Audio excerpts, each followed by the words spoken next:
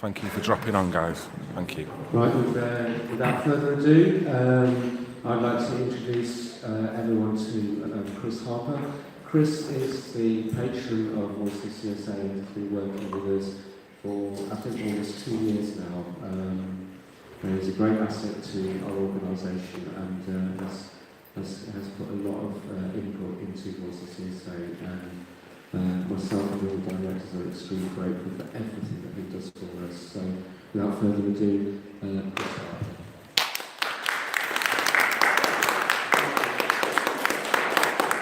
And my dog. Everyone's all right with a savage wolf roaming around. And it's very well dressed. Thanks, Phil. It's 2 years already.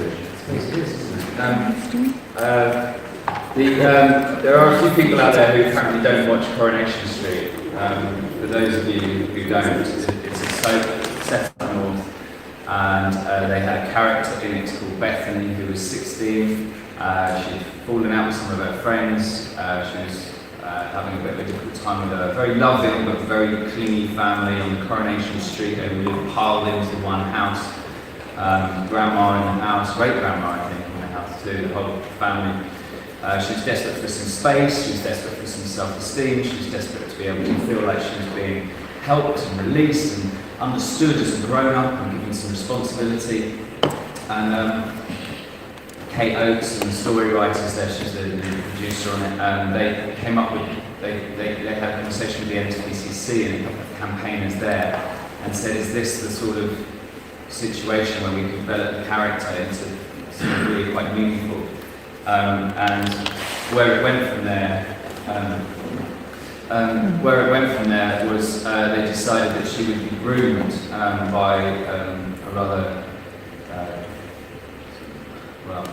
charismatic but manipulative man in a snazzy car with a business and a nice flat, who'd make her feel like the sun shone whenever she smiled, and he gave her advice on how to start a YouTube channel. He gave her compliments on how stunningly attractive and clever and bright and creative she was.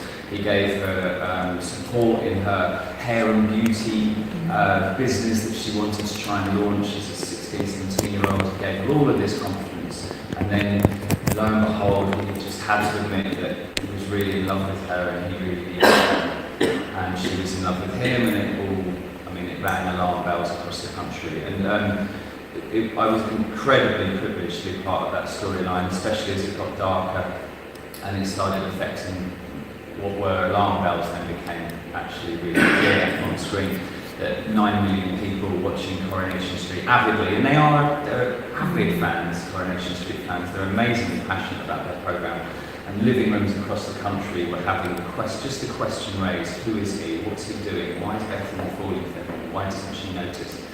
And it's been an immensely life-changing experience for me, even today. People will still, Coronation Street fans will come up and say, "Hey, you're that bloke," but actually, more often than I wish, people will come up and they will just touch me on the arm, or they'll just look at me and they'll say something about how abuse has affected them directly, or abuse has affected somebody they know, whether it's their mum or their nephew or their football coach is now in prison because and the stories are far wide and far more common than certainly I imagined with my experiences of it as a child growing up and a student.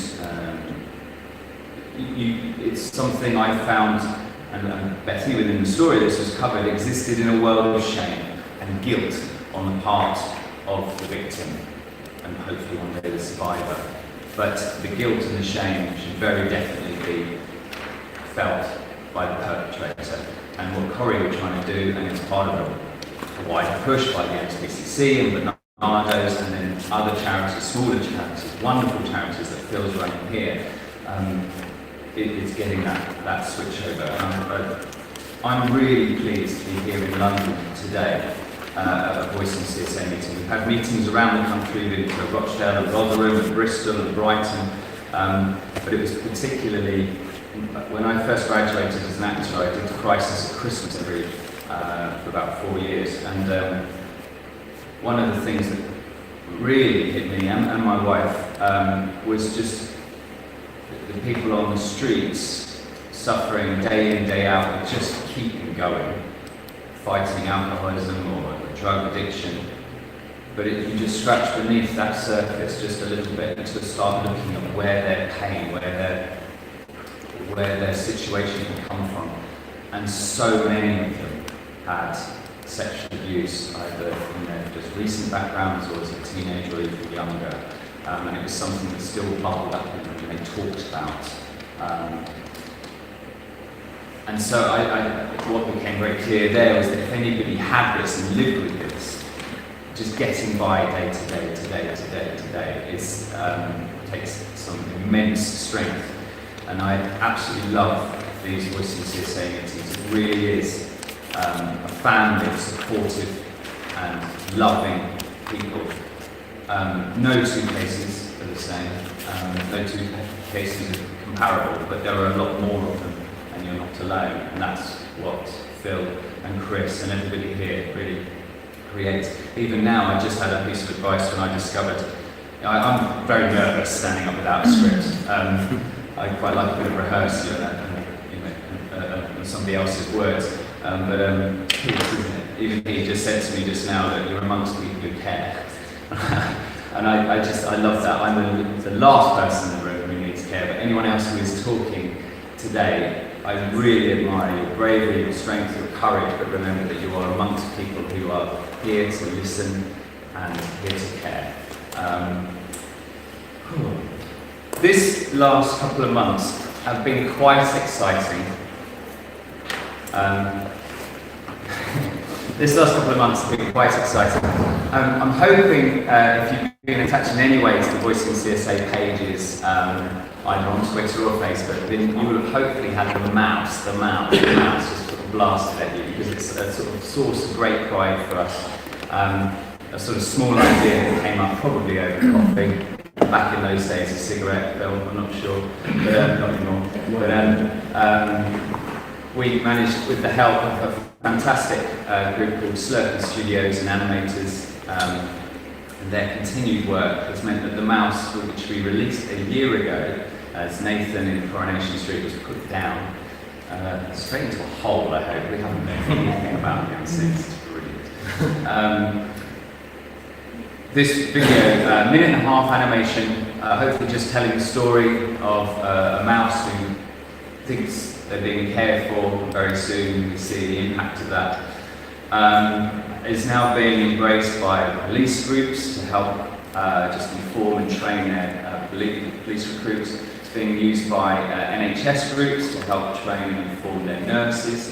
It's had millions of viewings worldwide. But also, thanks to Slurpee, really, they keep pushing it at film festivals.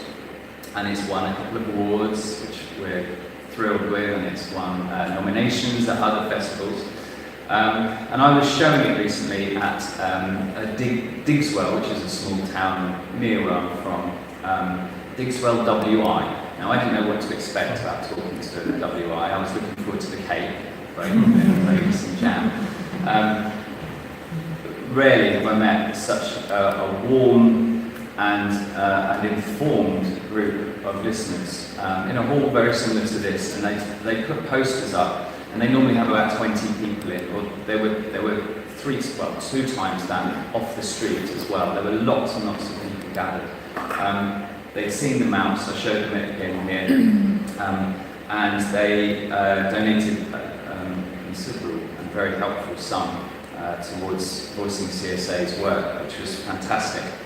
But also, and this is where it gets even more exciting, someone in the room can actually help create the next mouse, and hopefully the one after. So the mouse 2 and 3, I think Toy Story 4 is now ahead. The mouse 2 and 3 should be on its way. So they're not easy to put together. Phil comes up with the ideas of the story.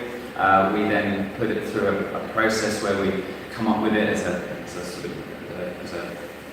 sort of treatment, and then we write it as a story, and we share it with animators, and then they talk about how they can put it together and how they can tell the story and the style, and they record the sound, and you know, there's a lot of processes to it, but we're just starting the ball rolling. I'm absolutely thrilled to say. And thanks to Digswell WI, we've met somebody who can now make them out to 2 and 3 of them. So keep watching this space and you'll see more of the genius pours out of Phil's head into small animated figures.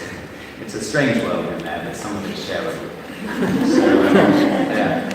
So the thing I'd like you all to do, anyone in the room is welcome to, but I'm hoping you're sharing this on Facebook, that is.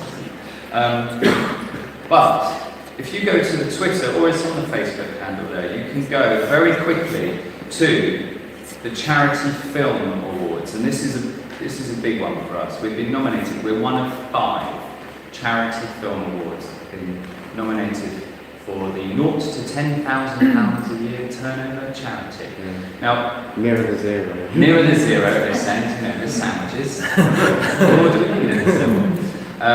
One of the reasons, when I was talking to Phil, do that if you need me to stop, because I'm on the run now. Got rid of the others. He's got a job, we're all fine.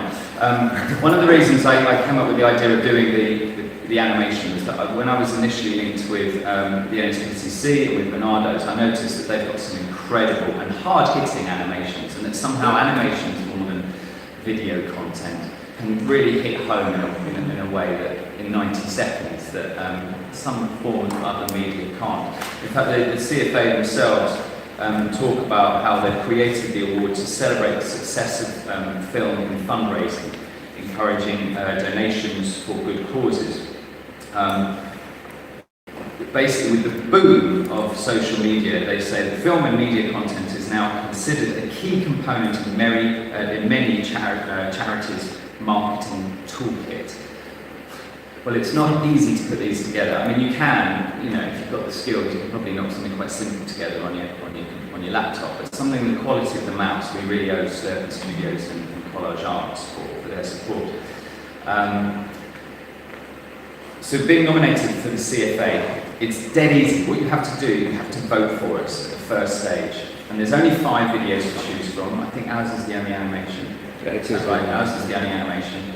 All you need to do is give them an email address and then press register. And it creates a password for you. They don't email you, they don't keep your data. It's just, I think, one person, one vote kind of idea. Let's say that you can't multiply. Yeah, so I've used all 8 of my email addresses to vote for 8 times. But it literally takes 40 seconds. So if you watch it, it's a minute and a half. Vote for it, so 30 seconds. 2 minutes of your life.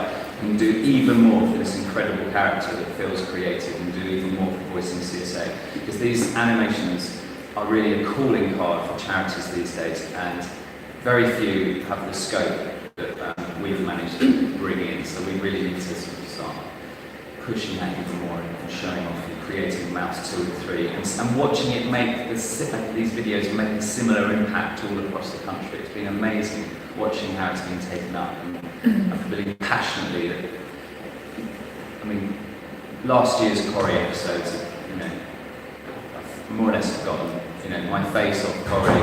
I don't make the bottom shelf in the supermarket anymore, but what I can do is hopefully keep creating these marketing tools for little charities, small charities. So thank you for your support on those. Please do.